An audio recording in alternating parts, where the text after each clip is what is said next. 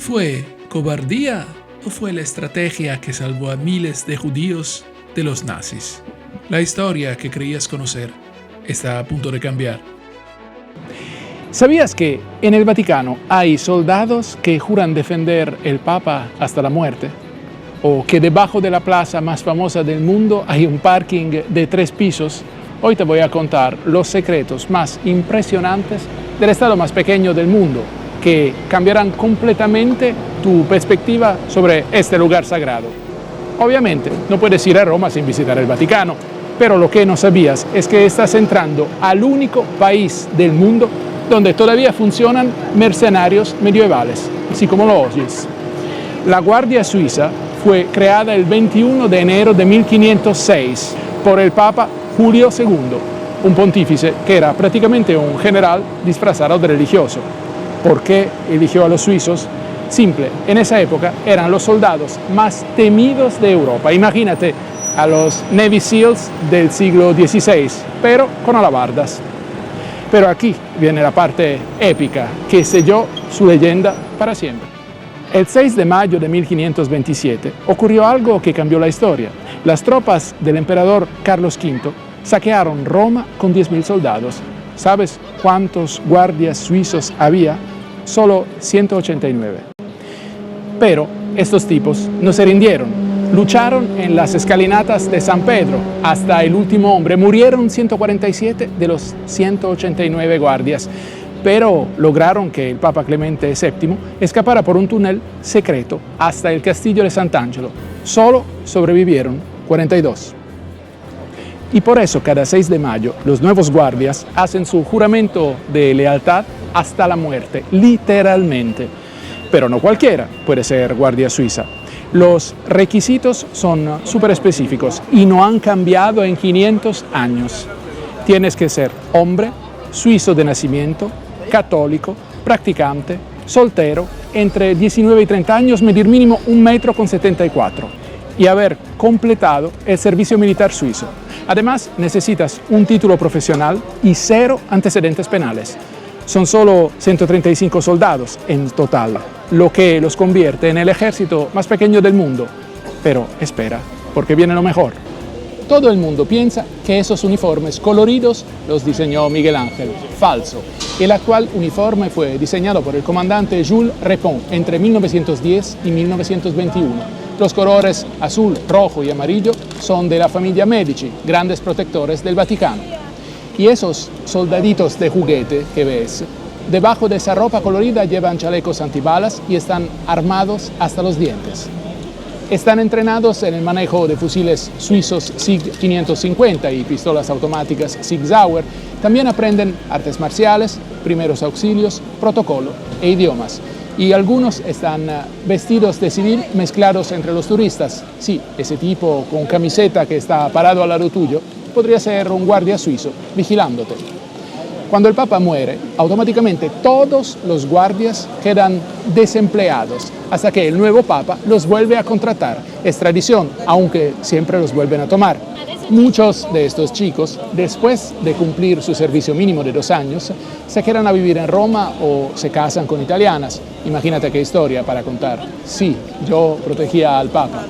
Y desde 1975 tienen su propio equipo de fútbol. ¿Te imaginas jugar contra los guardias del Papa? En el centro de la Plaza de San Pedro hay un obelisco que tiene más de 4.000 años. Viene directamente de Egipto. Lo mandó traer el emperador Calígula en el año 40 después de Cristo y lo puso en el circo donde ahora está el Vaticano. Esto significa que cuando San Pedro fue crucificado, probablemente vio ese mismo obelisco. Es literalmente el único testigo de 2000 años de historia cristiana. Pero la parte más loca es cómo lo movieron en 1586. El Papa Sixto V quería ponerlo en el centro de la nueva plaza, pero tenían que trasladarlo 275 metros y pesaba entre 327 y 350 toneladas. Le dieron el proyecto a Domenico Fontana, un arquitecto suizo-italiano que diseñó una máquina súper compleja con poleas, cuerdas, 900 hombres y 75 caballos. El Papa estaba tan nervioso que prohibió hablar durante toda la operación, bajo pena de excomunión Imagínate la presión. Y aquí viene la leyenda más épica. A mitad de la operación, las cuerdas empezaron a aflojarse por la humedad y parecía que el obelisco se iba a caer. Todo el mundo estaba en silencio por la prohibición del Papa, pero un marinero de San Remo gritó «agua a las cuerdas», porque sabía que el agua las haría contraerse y salvó la operación.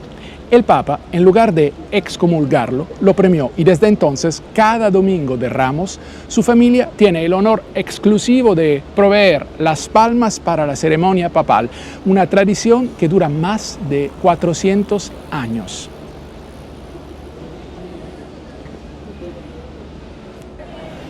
La Plaza de San Pedro es pura magia arquitectónica. Bernini diseñó esas 284 columnas en 4 filas que forman como 2 brazos gigantes que te abrazan cuando entras. Y cada columna es ligeramente diferente para que parezca que la plaza respira. El tipo era un genio del marketing religioso 400 años antes de que existiera el marketing. Pero acá viene el truco más increíble. Si te paras en uno de los 2 discos de mármol que están marcados en el suelo, las 4 filas de columnas se alinean perfectamente y parece que solo hay una. Es como un efecto Instagram del siglo XVII. Bernini quería que la gente se sintiera literalmente abrazada por la iglesia. Y algo que pocos saben, debajo de la plaza hay un parking gigante de 3 pisos que construyeron en los años 2000. Puedes estacionar tu carro literalmente debajo de una de las plazas más famosas del mundo. Las piedras del pavimento crean una ilusión óptica. Cuando caminas hacia la basílica, la plaza parece más pequeña, pero cuando te das vuelta para irte, parece enorme. Todo calculado para que la experiencia religiosa sea más intensa. Y para cerrar con broche de oro, quiero contarte sobre una película que pocos conocen, Escarlata y Negro, de 1983, donde Gregory Peck interpreta el Monseñor Hugh O'Flaherty, un sacerdote irlandés. Durante la Segunda Guerra Mundial ayudó a miles de prisioneros de guerra, aliados y judíos, a escapar de los nazis usando precisamente los límites territoriales del Vaticano. Los nazis no podían arrestarlo mientras estuviera en territorio vaticano. Es la historia real de cómo el Vaticano salvó vidas usando solo diplomacia y fe. Demuestra que a veces los héroes más grandes son los que nunca escuchamos. Increíble, ¿verdad? El Vaticano no es solo un lugar turístico, es literalmente un museo viviente de historias épicas, tradiciones milenarias y secretos que siguen funcionando hoy en día.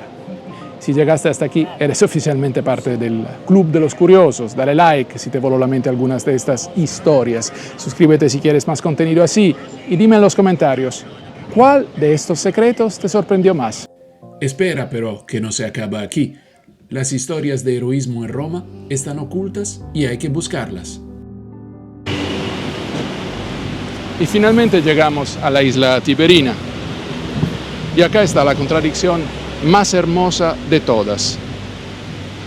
Después de todo el caos del centro, después de esquivar turistas y motos, después de convivir con 2700 años de historia aplastante, Roma te da esto, una isla en paz en el medio del río.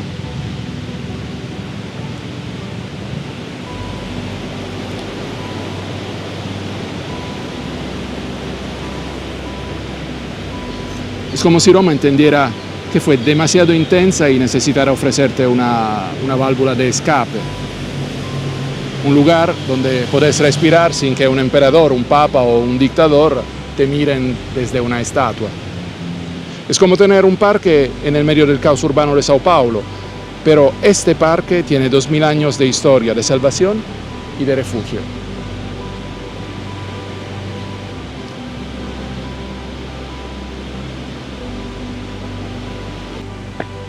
¿Y sabes por qué Roma me obsesiona?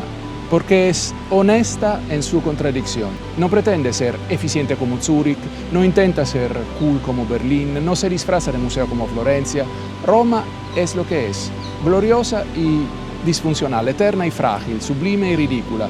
Los romanos abrazan esa contradicción con una naturalidad que desarma, se quejan de todo y se ven incapaces de irse, critican a los turistas pero viven del turismo, preservan tradiciones milenarias pero votan gobiernos que duran 6 meses. Es como si Bogotá fuera patrimonio de la humanidad completa, pero siguiera teniendo los mismos problemas de tráfico y gestión. O como si Buenos Aires fuera la cuna de la civilización occidental, pero conservara esa bella mediocridad porteña. Y lo digo sin ánimo de ofender, obviamente. Tal vez ahí está la lección. Tal vez la perfección es aburrida, tal vez la funcionalidad es inhumana, tal vez necesitamos ciudades que sean como nosotros, complicadas, contradictorias, imperfectas, pero auténticas. Al final, caminando por Roma, entiendo por qué le fascina tanto a los latinoamericanos. No es solo por la historia o la belleza, es porque Roma vive las mismas contradicciones que viven los latinos, la grandeza conviviendo con la disfunción, la belleza coexistiendo con el caos, la tradición resistiendo a la modernidad, el orgullo mezclado con la frustración. Roma es como una Ciudad de México con 2000 años más de historia, como un Buenos Aires que nunca perdió su centralidad mundial. Roma nos enseña que la belleza no está en la perfección, está en la capacidad de seguir siendo extraordinaria a pesar de todo lo ordinario que la rodea. Y eso es muy latinoamericano. Bienvenido a Roma, la ciudad que te rompe el corazón y después te lo cura, y después te lo vuelve a romper para siempre. Te voy a contar una historia que parece sacada de una película, pero es real. Es sobre una islita en Roma donde 3 médicos inventaron una enfermedad falsa para engañar a los nazis y terminaron salvando cientos de vidas. Prepárate porque esto tiene de todo: drama, ingenio, comida increíble y 2000 años de historia loca. Sígueme. Esta detrás de mí es la isla Tiberina. Te contaré de cocina y heroísmo, temas que parecen contradictorios en todas partes, excepto en Roma.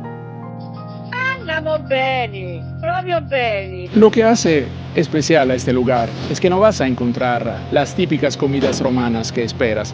Nada de carbonara turística, se enorgullecen de servir la auténtica cocina romana tradicional. Los gnocchi de patata alla matriciana que hacen son como los de antes, cuando las nonnas todavía cocinaban con recetas que pasaban de generación en generación. El ambiente es súper íntimo. 3 salidas pequeñas donde tenés que tocar el timbre para que abran la puerta. Es como ir a comer a la casa de alguien. Eso sí, acá va la parte no tan linda. Prepárate para aflojar la billetera. Es caro, bastante caro. Los romanos tienen una relación amor-odio con Soralella. Algunos dicen que es auténtico, otros que es una trampa turística cara. La verdad está en el medio. Sí, es caro, pero la experiencia gastronómica vale la pena si te puedes dar el gusto. Octubre de 1943. Roma ocupada por los nazis. Era una época horrible. El 16 de octubre, las SS hicieron una redada brutal en el gueto judío. Se llevaron a más de 1000 personas, familias enteras. Solo 16 regresaron de Auschwitz. Te pone la piel de gallina, ¿verdad? Ahí es donde entra nuestra historia. En una pequeña isla, en el medio del río Tíber, había un hospital llamado Fatebenefratelli Fratelli y trabajaban ahí 3 médicos que no se iban a quedar de brazos cruzados. Giovanni Borromeo, el director del hospital, un católico con las pelotas bien puestas, que no le tenía miedo a nada. Adriano Sicini, otro médico católico pero antifascista hasta la médula, y Vittorio Sacerdoti, un médico judío joven al que Borromeo había contratado cuando perdió su trabajo por las leyes raciales. Esos 3 se pusieron creativos, inventaron el síndrome K, una enfermedad que sonaba terrorífica, súper contagiosa, degenerativa, mortal. Era puro teatro. Pero, ¿qué teatro? La K era su manera de burlarse de los nazis por Kesserling y Kappler, los comandantes alemanes en Roma. Pero para los soldados alemanes, esa K le recordaba el bacillo de Koch, o sea, tuberculosis, y eso los aterrorizaba. Mira qué genios fueron esos doctores. Montaron una sala de aislamiento que parecía sacada de una película de terror médico. Crearon expedientes falsos súper detallados porque sabes que los alemanes eran obsesivos con el papeleo.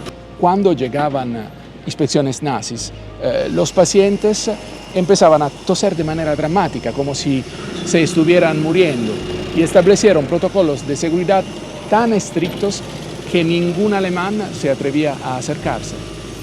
Era teatro puro, pero funcionó a la perfección. Los nazis se cagaban del miedo y nunca entraron a esa sala. Algunos judíos hasta consiguieron certificados de función falsos por el síndrome K y pudieron escapar con nuevas identidades. ¿Sabes cuándo se supo esta historia completamente? El 2 de marzo de 2020, cuando el Papa Francisco abrió los archivos del Vaticano de Pío XII. Imagínate todas las historias increíbles que todavía no conocemos y que están probablemente escondidas en los archivos. Pero ¿por qué precisamente esta isla se volvió el refugio perfecto? Acá viene la parte que parece de fantasy, pero es real. La isla en sí es chiquita, 270 metros de largo por 67 de ancho, es como una cancha de fútbol flotando en el río. Pero lo más cool es que en el siglo I a.C. los romanos la remodelaron para que pareciera un barco de verdad, con proa, popa, y hasta pusieron un obelisco que hacía de mástil. Te das cuenta del nivel de detalle. Y es increíble, es una pequeña isla y nosotros estamos justo en el medio. Una pequeña isla que desde arriba, desde el cielo, parece un barco, flotando en el río Tíber. Detrás de mí está el Hospital Fate Bene Fratelli. En verano la isla cobra vida con la Isla del Cine, la Isola del Cinema, un festival de cine al aire libre que funciona desde 1995. Proyecciones bajo las estrellas, conciertos, exposiciones. Aquí tenemos el Tíber y puedes salir a tomar un café o un cóctel ahí abajo. Bueno, déjame decirte que es mágico caminar por ahí en una noche de verano alrededor del Tíber. Detrás de mí el Hospital Fate Bene Fratelli, el río más importante de Roma a mis pies y la belleza alrededor. Al final del día, ¿sabes qué? La isla tiberina es Roma concentrada en 270 metros. Historia antigua que te transporta, heroísmo durante los momentos más oscuros, tradiciones culinarias que sobreviven al tiempo y esa magia particular de un lugar que ha sido refugio y curación durante más de 2 milenios. Increíble pensar que en un lugar tan pequeño 3 médicos tan valientes usaron 2000 años de historia de curación para crear una enfermedad básicamente inexistente. Convirtieron una isla que siempre había salvado vidas con medicina real en el escenario de una enfermedad falsa que salvó más personas que muchos tratamientos verdaderos. Y la paradoja es que durante 70 años nadie lo supo. Te repito, los archivos se abrieron en 2020. La entrevista que rompió 60 años de silencio fue la de Vittorio Sacerdoti a la BBC en 2004.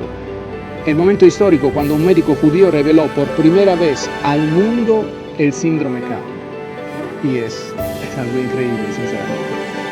Imagínate, 2004, Roma, un apartamento en el gueto judío. Vittorio Sacerdoti, de 89 años, está sentado frente a un periodista de la BBC, Uto Harry, el corresponsal. Y el corresponsal no sabe que está a punto de escuchar una de las historias de resistencia más extraordinarias de la Segunda Guerra Mundial. Una historia que había permanecido en silencio durante más de 60 años. Sacerdoti vive en el mismo lugar donde todo comenzó, el gueto judío de Roma. Desde la ventana de su apartamento puede ver hacia donde solía estar el Hospital Fate Bene Fratelli en la isla Tiberina. 60 años después todavía puede recordar cada detalle de octubre 1943. El doctor ya es anciano, pero su memoria es limpia. Ha decidido hablar por primera vez, no porque busque reconocimiento, nunca lo buscó, sino porque es el aniversario de la liberación de Roma y tal vez es tiempo de que el mundo sepa. Cuando Harry le pregunta cómo fue posible que un joven médico judío engañara a los nazis, Sacerdoti sonríe con esta mezcla de tristeza y orgullo que solo tienen los sobrevivientes. Era solo un muchacho de 28 años, se le dice a la BBC. Usé coraje e ingenio para salvar 45 personas de una muerte segura. Y entonces cuenta la historia que nadie había escuchado antes. Con voz pausada, pero firme, Sacerdoti explica a la cámara de la BBC cómo funcionaba el síndrome K. Escribíamos en sus expedientes médicos que el paciente sufría del síndrome K. El día que los nazis vinieron al hospital, alguien vino a nuestro cuarto y nos dijo: tienen que toser mucho porque ellos tienen miedo de la tos, no quieren contagiarse de una enfermedad horrible y no entrarán. Lo que más impacta de la entrevista no es la historia en sí, sino el hecho de que Sacerdoti la había guardado durante 6 décadas. ¿Por qué esperó tanto tiempo? Durante la entrevista se entiende, para él no había sido heroísmo, había sido supervivencia, pero sobre todo había sido hacer lo correcto en un momento en que todo estaba mal. Y a veces lo más extraordinario es hacer lo correcto cuando el mundo se vuelve loco. Esto es lo que pensó Sacerdoti. Uno de los pequeños héroes de la historia que por casualidad tuvo la oportunidad de contar su historia. Sacerdoti explica que trabajaba con papeles de identidad falsos que le había conseguido otro médico, Giovanni Borromeo. Cada paciente judío era registrado oficialmente con síndrome K. Creaban historiales falsas. La K era, como te había dicho antes, por Kesselring, refiriéndose al comandante nazi Albert Kesselring. Pero para los alemanes sonaba como Koch, la tuberculosis. Y no era solo esto. Los médicos habían instalado una estación de radio clandestina en el sótano para comunicarse con los partisanos. Sacerdoti no solo escondía judíos que llegaban huyendo activamente, transfería pacientes del hospital judío del gueto al Fete Bene Fratelli antes de las redadas. Esta conversación fue una de las pocas entrevistas que Sacerdoti dio en toda su vida. Era un hombre privado que había preferido guardar silencio sobre su papel en la resistencia. Lo que hace especial esta entrevista es que 2004 marca el momento exacto en el que el síndrome K dejó de ser un secreto de guerra para convertirse en historia documentada. Hasta ese momento, los únicos que conocían la historia completa eran los sobrevivientes, algunos familiares y los archivos oficiales. La decisión de Sacerdoti de hablar con la BBC fue lo que permitió que esta historia comenzara a conocerse mundialmente.